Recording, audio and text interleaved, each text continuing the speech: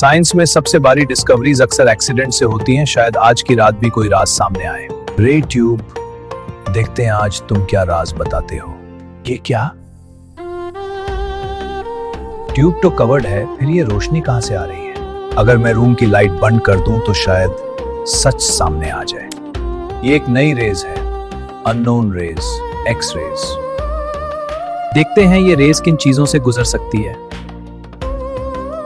मेरे हाथ की बोन्स, ये रेज अंदर तक देख सकती है। ये डिस्कवरी मेडिसिन की दुनिया बदल सकती है।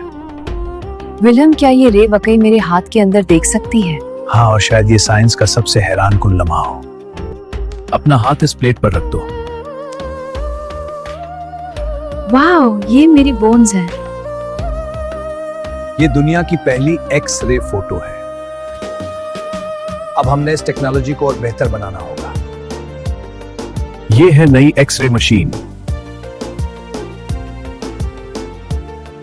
ये डिस्कवरी हैरानकुन है। ये अमेजिंग मशीन है।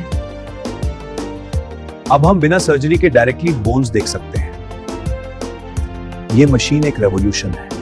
अब की इजाद इंसानियत के लिए गिफ्ट है। 1901 का Nobel prize in physics William Rontgen को दिया जाता है।